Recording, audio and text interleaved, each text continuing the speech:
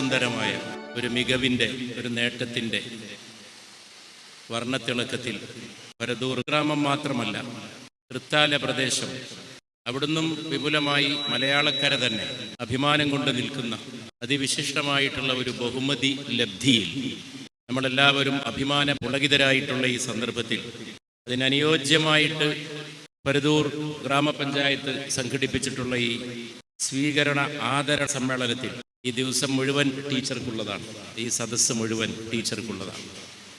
ഈ ഗ്രാമത്തിൻ്റെ ആഹ്ലാദാതിരേകം അത് മുഴുവനും ഒരു നാടിൻ്റെ ഹൃദയം തുടിച്ചു നിൽക്കുന്നത് ടീച്ചറുടെ കലാ സൗഭഗത്തോട് ബന്ധപ്പെട്ടുകൊണ്ടാണ്.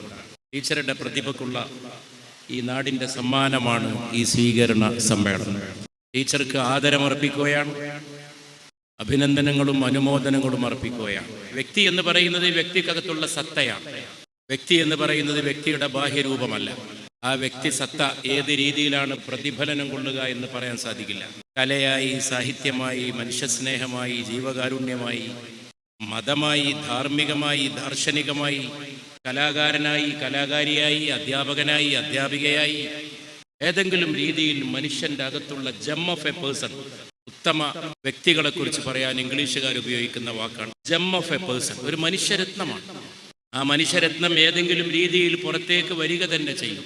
നൈസർഗികമാണ്, ദൈവകൽപ്പിതമാണ്. ഓരോരുത്തരുടെയും ജന്മത്തിൽ നൈസർഗികമായിട്ട് അവരിൽ നിക്ഷിപ്തമാണ്. എല്ലാം സ്വയം ആർജിക്കുന്നതല്ല. അതുകൊണ്ട് ഉത്കൃഷ്ടമായ കല പവിത്രമാണ്. It is sacred. അത് പവിത്രമാണ്. കാരണം അത് മനുഷ്യത്വത്തെ സ്പർശിച്ചു നിൽക്കുന്നു. ജീവിതത്തിൻ്റെ മൂല്യങ്ങളെ അത് കൂടുതൽ ഉദാത്തീകരിക്കുന്നു.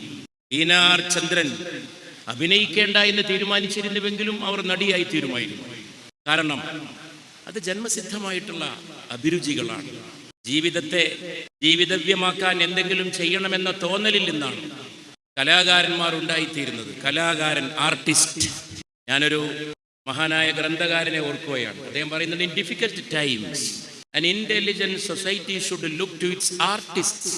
ബുദ്ധിയുള്ള സമൂഹം ക്ലിഷ്ട സന്ദർഭങ്ങളിൽ അതിൻ്റെ കലാകാരന്മാരിലേക്ക് നോക്കണം. കഷ്ടപ്പാട് പിടിച്ച നേരങ്ങളിൽ സമൂഹം കലാകാരന്മാരെ ഉറ്റുനോക്കണം എന്നാണ് ഈ മനുഷ്യൻ പറഞ്ഞിരിക്കുന്നത്. കല അത്രക്ക് പവിത്രമാണ്. കല മാർഗദർശിയാണ്. കല ടോൾസ്റ്റോയിയുടെ സ്പന്ദനമാണ്. കല ബെഥോവന്റെ ഹൃദയതന്ത്രികളുടെ പ്രവാഹമാണ്. കല മൈക്കലാഞ്ചലോയുടെ വിരൽത്തുമ്പുകളുടെ തുടിപ്പാണ്. കല ഷേക്സ്പിയറുടെ കവന കൗമുദിയുടെ പ്രകാശനമാണ്. കല രവീന്ദ്രനാഥ ടാഗോറിന്റെ ജടപിടിച്ച താടിയുടെയും മുടിയുടെയും തിളക്കമാണ്. അദ്ദേഹത്തെ ഗാന്ധിജി വിശേഷിപ്പിച്ചത് ഇന്ത്യയുടെ മഹാനായ കാവൽക്കാരൻ എന്നാണ്. The great sentinel of India. എങ്ങനെയാണ് കലാകാരൻ കാവൽ നിൽക്കുന്നത്? കോടിക്കണക്കിന് ആളുകൾ പാർക്കുന്ന ഇന്ത്യ എന്ന മഹാരാജ്യത്തിന് ശാന്തിനികേതനത്തിന്റെ മരച്ചുവട്ടിലിരുന്ന ഈ കൃഷഗാത്രൻ രവീന്ദ്രൻ, അദ്ദേഹം കാവലാകാൻ സാധിക്കുമെന്ന് കണ്ടറിഞ്ഞ ഗാന്ധിയാണ് ശരി. ടാഗോറിന് ആളുകൾ പലതും വിളിച്ചിരിക്കുന്നു, ഗുരുദേവ് ടാഗോർ എന്ന് വരെ വിളിച്ചിരിക്കുന്നു. പക്ഷെ കാവൽക്കാരൻ എന്ന് വിളിച്ചത് ഗാന്ധിജിയാണ്, ഇന്ത്യയുടെ മഹാനായ കാവൽക്കാരൻ. കല കാവൽ നിൽക്കേണ്ട ഒരു കാലത്താണ് ടീച്ചർ ഈ നേട്ടം പരദൂർ ഗ്രാമത്തിലേക്ക് കൊണ്ടുവന്നിട്ടുള്ളത്.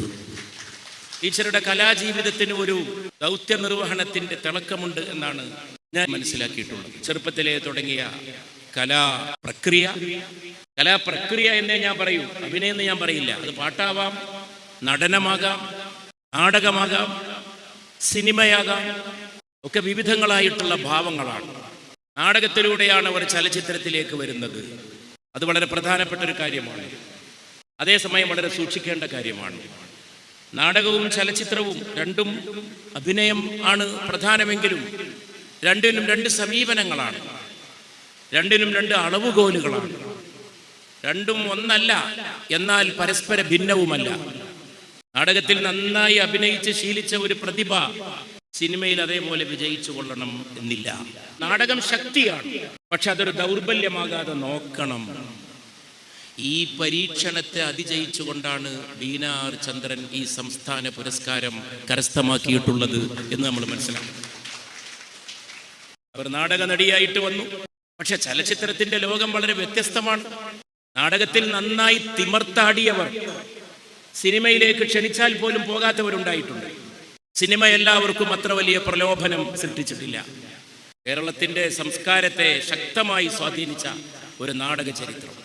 ടീച്ചറെ പറ്റി പറയുമ്പോൾ സ്വാഭാവികമായും ഇതൊക്കെ സ്പർശിച്ചുകൊണ്ടല്ലാതെ അവരുടെ പ്രതിഭയെ നിരീക്ഷിക്കാൻ നമുക്ക് സാധ്യമാവുകയില്ല. 2008 MG ശശി സംവിധാനം ചെയ്ത അടയാളങ്ങളിലൂടെയാണ് അവരാദ്യമായിട്ട് ചലച്ചിത്ര രംഗത്തേക്ക് പ്രവേശിക്കുന്നതെന്നാണ് ഞാൻ മനസ്സിലാക്കിയിട്ടുള്ളത്. അത് വളരെ അടുത്ത കാലത്താണ്. അത് അവരവർ നാടകത്തിലാണ്. അവർ പ്രശസ്തയായിരിക്കും. നാടകം അത്ര അപ്രശസ്തമല്ല. കേരളത്തിലെ സകല ഉത്സവ പറമ്പുകളിലും സകല ഗ്രാമങ്ങളിലും നാടകം അരങ്ങേറിയിരുന്ന ഒരു കാലമുണ്ട്. പിന്നെ അല്പം ക്ഷീണമുണ്ടായി നാടകത്തിന്. പിന്നെ നാടകം വീണ്ടും ഉയർത്തെഴുന്നേറ്റു. തോപ്പിൽ ഭാസി, KPAC, വ്യത്യസ്തമായിട്ടുള്ള ധാരകൾ അതിൽ ചേർന്ന് നിന്നു. 2008 അവർ സിനിമയിലേക്ക് പ്രവേശിച്ചപ്പോഴും 2024 അതിനിടം ഒരുപാട് ചലച്ചിത്രങ്ങളിൽ അവരഭിനയിച്ചിട്ടില്ല. വളരെ ചുരുക്കമാണ്. ചെറുതാണ് സുന്ദരം എന്ന് പറയാറുള്ള പോലെ സ്മോൾ ഈസ് ബ്യൂട്ടിഫുൾ. വളരെ കുറഞ്ഞ അക്കങ്ങൾ, വളരെ കുറഞ്ഞ നമ്പറുകൾ, വളരെ കുറഞ്ഞ അഭിനയം കൊണ്ട് ലോകത്ത് അപൂർവമായിട്ടുള്ള ബഹുമതി നേടിയ മഹാനടന്മാരും നടിമാരും ഉണ്ടായിട്ടുണ്ട്. വലിയ ഗായകരുണ്ടായിട്ടുണ്ട്. 2-3 ചലച്ചിത്ര ഗാനങ്ങൾ മാത്രം പാടി സുപ്രതിഷ്ഠിതരായി തീർന്ന ഗായകന്മാർ നമുക്കുണ്ട്. അതുകൊണ്ട് ചെയ്യുന്ന പ്രകടനങ്ങളുടെ എണ്ണമല്ല, അതിൻ്റെ ഗുണമാണ്, അതിൻ്റെ സന്ദേശമാണ്, അതിലെ കലാപരമായ മൂല്യമാണ്, അതിൽ പങ്കെടുക്കുന്നവരുടെ ദൗത്യത്തെ അളക്കാൻ ഉപയോഗിക്കേണ്ട മാനദണ്ഡം. ഇതൊരു അംഗൻവാടി ടീച്ചറുടെ ജീവിതമാണെന്നാണ് ഞാൻ മനസ്സിലാക്കിയിട്ടുള്ളത്. ടീച്ചർ എന്നല്ല ശരിക്ക് പറയാം, അംഗൻവാടി വർക്കർ എന്നാണ് പറയാം. അവരെ ടീച്ചർമാരായിട്ട് അംഗീകരിച്ചിട്ടില്ല കേന്ദ്ര സർക്കാർ. അവരെ സർക്കാർ ജീവനക്കാരായിട്ട് തന്നെ അംഗീകരിച്ചിട്ടില്ല. ആരും പറഞ്ഞിട്ടില്ലെങ്കിൽ പറയേണ്ടതാണെന്ന് എനിക്ക് തോന്നുന്നു. ബഹുമാന്യയായ നമ്മുടെ പുരസ്കാര ജേതാവ് വീണ ടീച്ചർ അവതരിപ്പിച്ച നടന വൈഭവത്തോളം പ്രധാനമാണ് അവരെ തേടിയെത്തിയ നിയോഗം പോലെ വന്ന ആ കഥാപാത്രത്തിന്റെ വൈകാരിക തീക്ഷ്ണത. ഈ അംഗൻവാടി വർക്കേഴ്സിനെ പറ്റി എനിക്ക് ഒരു പ്രത്യേക കാര്യം പറയാണ്ട്. ഞാനൊരിക്കൽ ലോക്സഭയിൽ ചെയ്തൊരു പ്രസംഗം അംഗൻവാടി വർക്കേഴ്സിന്റെ ദയനീയമായിട്ടുള്ള ജീവിതത്തെ കുറിച്ചായിരുന്നു. തുച്ഛമായ വേതനം, തൊട്ടതിനൊക്കെ എല്ലാ പണിയും അവരെ കൊണ്ട് എടുപ്പിക്കുന്ന പൊതുസമൂഹം. എൻ്റെ ഫേസ്ബുക്കിൽ എൻ്റെ ഒരു പാർലമെന്റ് പ്രസംഗം ഇട്ട ശേഷം അതിൻ്റെ കമന്റ് വായിച്ച് എൻ്റെ കണ്ണ് നിറഞ്ഞത് അപ്പോൾ മാത്രമാണ്. അംഗൻവാടി ടീച്ചർമാർ കൂട്ടത്തോടെ വന്ന് അതിൻ്റെ ചുവട്ടിൽ കമന്റ് ഇട്ടു. ലക്ഷക്കണക്കിന് ആളുകളാണ് എൻ്റെ ആ പാർലമെന്റ് പ്രസംഗം കേട്ടത്. എവിടെ അംഗൻവാടി ടീച്ചർമാർ ഇപ്പം എന്നെ കണ്ടാലും എന്നോട് പറയുന്നത് സാറത് പറഞ്ഞല്ലോ എന്നാണ്. അവർക്ക് വേണ്ടി ആരെങ്കിലും സംസാരിക്കുന്നത് പോലും. അങ്ങനെയെങ്കിൽ ബീന ടീച്ചറോട് ഇന്ന് കേരളത്തിലെ അംഗൻവാടി വർക്കേഴ്സ് മുഴുവൻ പറയും, ടീച്ചറെങ്കിലും ഞങ്ങളെ അവതരിപ്പിച്ചല്ലോ, ഞങ്ങൾക്ക് വേണ്ടി നിലകൊണ്ടല്ലോ.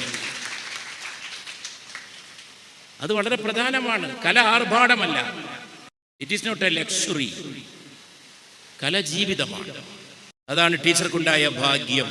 ഒരു അംഗൻവാടി ടീച്ചറുടെ ജീവിത നിയോഗത്തെ, 2 വിവാഹം, 2 മക്കൾ ഒക്കെയുള്ളൊരു കഥാപാത്രമാണ് ബീന ആർ ചന്ദ്രന്റെ അംഗൻവാടി ടീച്ചർ. പകർന്നാട്ടമാണ് കല. കല സന്നിവേശമാണ്. കല പരകായ പ്രവേശമാണ്. ജീവിതം വേദനയാണ്. ചുറ്റുവട്ടത്തും വേദനകളാണ്. ആ വേദനകളോട് പ്രതികരിക്കുന്നതാണ് കല. കല കൊണ്ടെങ്കിൽ കല കൊണ്ട്, സാഹിത്യം കൊണ്ടെങ്കിൽ സാഹിത്യം കൊണ്ട്, മതം കൊണ്ടെങ്കിൽ മതം കൊണ്ട്, കഴിയുന്നിടത്തോളം മൂല്യ നവീകരണത്തെ ഉണർത്തുവിൻ, ആവുന്നത് ചെയ്യുവിൻ, മനുഷ്യത്വത്തെ ഉദ്ദീപിപ്പിക്കുവിൻ. ടീച്ചർക്ക് ഏറ്റവും ഇഷ്ടപ്പെട്ട ജോലി അധ്യാപനമാണെന്നാണ് ഞാൻ മനസ്സിലാക്കിയിട്ടുള്ളത്. അത് മഹത്വമാണ്. അഭിനയമല്ല, സിനിമയല്ല, നാടകമല്ല. എനിക്ക് ഏറ്റവും ഇഷ്ടം അധ്യാപനമാണെന്ന് പറയണമെങ്കിൽ മഹത്വമുള്ളവർക്കേ കഴിയും. അതും ഭാഷ പഠിപ്പിക്കലാണ് ഏറ്റവും ഇഷ്ടം എന്നാണ് ഞാൻ മനസ്സിലാക്കിയിട്ടുള്ളത്. അതും മഹത്വമാണ്. കാരണം ഏറ്റവും കൂടുതൽ മനുഷ്യത്വം പകർന്നു കൊടുക്കാൻ ഭാഷ പഠിപ്പിക്കുന്ന അധ്യാപകരെ പോലെ സാധിക്കുന്ന അധ്യാപകർ വേറെയില്ല. മാനവികതയുടെ വാഹനമാണ് ഭാഷ. എല്ലാറ്റിനും അതിൻ്റേതായിട്ടുള്ള ഉള്ളടക്കം ഉണ്ടായിരിക്കണം. ടീച്ചറുടെ ഇത്തരം സങ്കല്പങ്ങളെല്ലാം തന്നെ അവരുടെ കലാവീക്ഷണത്തിൻ്റെ മർമ്മങ്ങളെ നമുക്ക് മനസ്സിലാക്കി തരുന്നു. അവർ ഇനിയും ജയിച്ചു നിൽക്കട്ടെ. അവരിനിയും വലിയ വലിയ ഭാവങ്ങൾ പകർന്നു നൽകട്ടെ. മലയാള ചലച്ചിത്രത്തിൻ്റെ ഭൂപടത്തിൽ ഈ പരുതൂർ ഗ്രാമത്തെ അടയാളപ്പെടുത്തിയതിന് ടീച്ചർക്ക് അഭിവാദ്യം. മലയാള ചലച്ചിത്രത്തിൻ്റെ ഭൂപടത്തിൽ അംഗൻവാടി ടീച്ചറെ, ഔദ്യോഗികമായി വർക്കർ എന്നാണ് പറയുന്നതെങ്കിലും നാട്ടുകാർക്ക് അവർ ഏറ്റവും വലിയ ടീച്ചറാണ്. ഓമന മക്കളെ കൊണ്ട് നടക്കുന്നവരാണ് ഏറ്റവും വലിയ ടീച്ചർ. ആ അംഗൻവാടി ടീച്ചറെ മലയാള ചലച്ചിത്രത്തിൻ്റെ ഹൃദയസ്ഥാനത്ത് പ്രതിഷ്ഠിച്ചതിന് ടീച്ചർക്ക് അഭിവാദ്യം. ശുദ്ധമായ കലയുടെ മാർഗത്തിലൂടെ സഞ്ചരിച്ച് വെറും 2-3 ചലച്ചിത്രം കൊണ്ട് മലയാളത്തിലെ പതിറ്റാണ്ടുകളുടെ പാരമ്പര്യമുള്ള പ്രമുഖ നടിക്കൊപ്പം മികവുറ്റ നടിയുടെ സ്ഥാനത്ത് എത്തിച്ചേരാൻ അവർക്ക് സാധിച്ചു. അതിൻ്റെ പിന്നിലുള്ള അർപ്പണബോധത്തിന് അഭിവാദ്യം. അപ്പോഴും ഒരു ടീച്ചറായി തന്നെ അവശേഷിക്കുന്നതിന്, എന്തും കഴിഞ്ഞു നോക്കുമ്പോൾ അവശിഷ്ട സൗഭാഗ്യം അധ്യാപനമാണ് എന്ന തിരിച്ചറിവിന് പ്രത്യേകം അഭിവാദ്യം അർപ്പിച്ചുകൊണ്ട് പരുതൂരിലെ ഈ സ്വീകരണ സമ്മേളനം നിങ്ങളുടെയൊക്കെ സമ്മതത്തോടെ ഉദ്ഘാടനം ചെയ്തതായി അറിയിച്ചുകൊണ്ട് 1000 ആദിത്യന്മാർ ഉദിച്ചുയർന്ന ശോഭയോടെ ടീച്ചർ തൻ്റെ കലാസപര്യ ഇനിയും അനുസ്യൂതം നിർവിഘ്നം അഭംഗുരം മുന്നോട്ട് നയിക്കട്ടെ എന്ന് ആശംസിച്ചുകൊണ്ട്, എല്ലാ നന്മകളും നേർന്നുകൊണ്ട്, നാടിൻ്റെ കലാകാരിയെ ആദരിക്കുന്ന ചടങ്ങായതിൽ ടീച്ചർ എല്ലാ അർത്ഥത്തിലും ഈ നാട്ടുകാരിയാണ്. പരുതൂരിൻ്റെ മകളായ കലാകാരിക്ക് അഭിവാദ്യം അർപ്പിച്ചുകൊണ്ട് ടീച്ചർക്ക് ലഭിച്ച, ഇനി ലഭിക്കാൻ പോകുന്ന പ്രോജ്വലമായ സ്വീകരണങ്ങളെക്കാൾ മൂല്യമുള്ളതാണ് ഈ സ്വീകരണം. ഇത് നാടിൻ്റെ സ്വീകരണമാണ്. നാട്ടുകാരാണ് മുമ്പിലിരിക്കുന്നത്. നാടിൻ്റെ കലാകാരിക്ക് അഭിനന്ദനം. നാട് ചോദനയാണ്, നാട് പ്രചോദനമാണ്, നാട് നിലനിൽക്കാനുള്ള തറയാണ്. അതുകൊണ്ട് പരുതൂരിൻ്റെ ഈ സ്വീകരണത്തെ ഏറെ വിലമതിച്ചുകൊണ്ട് എല്ലാ അഭിവാദ്യങ്ങളും നാട്ടുകാർക്കും അർപ്പിച്ചുകൊണ്ട്, കൊടുക്കുന്ന കൈയാണ് വാങ്ങുന്ന കൈയിനേക്കാൾ മൂല്യം എന്നാണ് തിരുനബി പറഞ്ഞിട്ടുള്ളത്, മുഹമ്മദ് നബി സല്ലല്ലാഹു അലൈഹി വസല്ലം. ടീച്ചർക്ക് സ്വീകരണം കൊടുക്കുന്നത് പഞ്ചായത്തായതുകൊണ്ട് പഞ്ചായത്തിനെ അഭിനന്ദിച്ചുകൊണ്ട്, സ്വീകരണം വാങ്ങുന്നത് ടീച്ചറാണെങ്കിലും കൊടുക്കുന്നത് പഞ്ചായത്തായതുകൊണ്ട് പഞ്ചായത്തിനെ പ്രത്യേകം അഭിവാദ്യം ചെയ്തുകൊണ്ട് എൻ്റെ വാക്കുകൾ അവസാനിപ്പിക്കുന്നു. കാരുണ്യത്തിൻ്റെ തിരുനാമത്തിൽ ഇതിൻ്റെ ഉദ്ഘാടനം നിങ്ങളുടെയൊക്കെ സമ്മതത്തോടെ നിർവഹിച്ചതായിരുന്നു.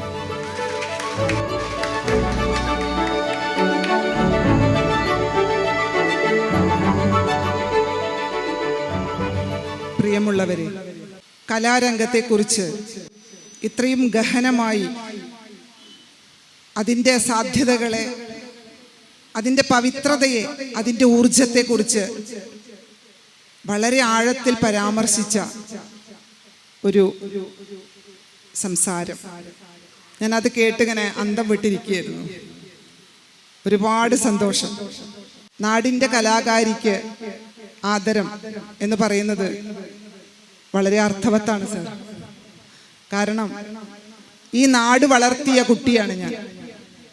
എൻ്റെ അച്ഛനും അമ്മയും കല എൻ്റെ ഉള്ളിൽ വിത്തായി പാകി തന്നു. എൻ്റെ കലയെ വെള്ളവും വെളിച്ചവും വളവും തന്ന് വളർത്തിയത് ഈ നാടാണ്. തടവ് എന്ന സിനിമയില് എൻ്റെ കൂടെ വളരെ പ്രാധാന്യമുള്ള കഥാപാത്രമായിട്ട് അഭിനയിച്ച അനിത ടീച്ചർ ഇവിടെ ഇരിക്കുന്നുണ്ട്. എൻ്റെ ജീവിതത്തിൽ എനിക്ക് കിട്ടിയ മറ്റൊരു സൗഭാഗ്യമാണ് അനിത ടീച്ചർ എന്ന സുഹൃത്ത്.